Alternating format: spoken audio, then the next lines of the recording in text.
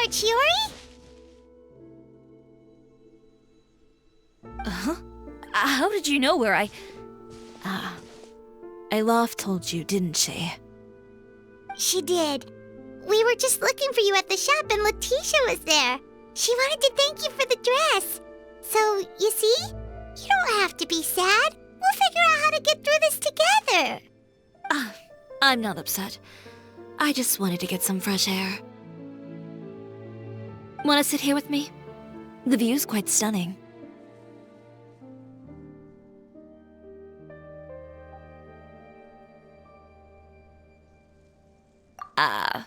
Sorry about that.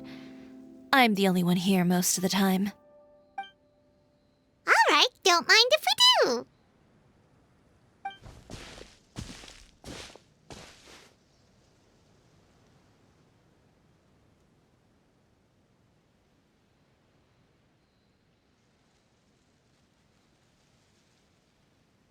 Well, how does it feel? This place is pretty great. Right? It's quiet and open, and far from the relentless critique from fashion commentators and the media.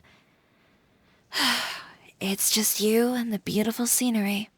Yeah, it's important to take yourself out of that kind of stressful environment every once in a while. I didn't grow up in a very strict family. My parents would joke that I grew up to be so assertive because they spoiled me as a child. I would get together with the other children to climb trees and explore caves. One time, I even climbed over the walls of the Kamisato estate. One of the servants had to physically remove me. Whoa, Paimon would have never imagined that. But even as rambunctious as I was, when it came to needlework, I was as quiet and focused as could be. It was as if I discovered a whole new world within those vibrant, dazzling fabrics. You know the feeling? Sorta. My parents noticed, and they sent me to study under a famous Inazuman tailor. It wasn't long before I had driven away pretty much every master tailor on the archipelago. You could say I really tried their patience. You were that misbehaved?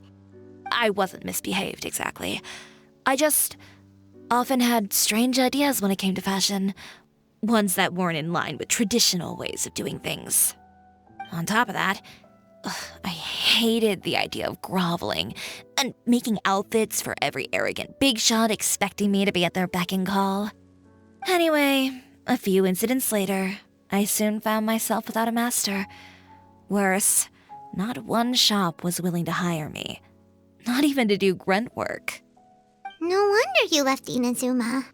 I was angry and frustrated. So, before I left, I swore to all those masters that my brand would one day become renowned all over Teyvat.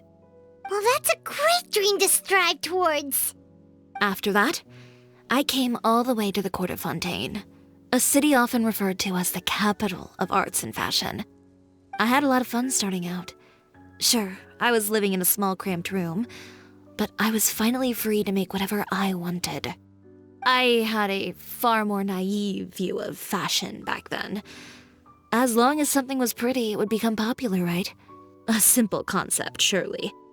Of course, as I spent more and more time in the industry, I learned nothing was ever that simple. Least of all, fashion.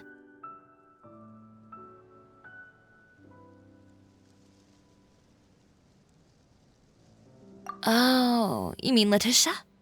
Yeah, she did mention that dream. I'll be honest with you. That's the first time I ever heard something like that from one of my customers. Who would have thought? Even as I continue to pursue my dream, my work has also become someone else's.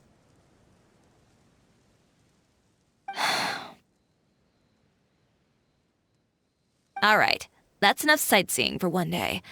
Time to come up with a way out of this mess. Ooh, looks like you've got your game face back. Back?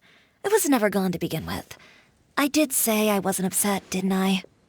Paimon thinks we should look for evidence that Uter wrote that article, and that he hired those treasure hoarders to attack Kirara. Charlotte's already working on an article to address all those nasty rumors so we can publish all our findings in the Steambird once we're done. I don't like duking it out in the press. But if Charlotte's thrown her hat in the ring, I won't stop her either. I know where Uter's clothing factory is located. It might be a good place to start looking for some evidence. Sounds good. We'll come with. As for Fashion Week, well, there's always next year, right? So there's no need to be too upset. Huh? When did this become an either-or situation? Find incriminating evidence or participate in Fashion Week. I'm doing both. But your accessories!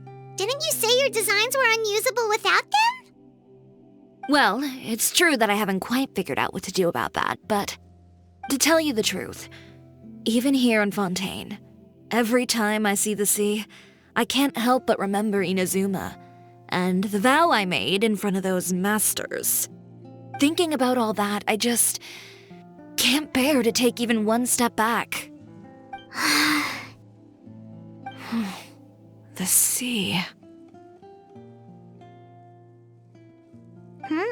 What did you just say, Chiori? The sea. Seashells, coral.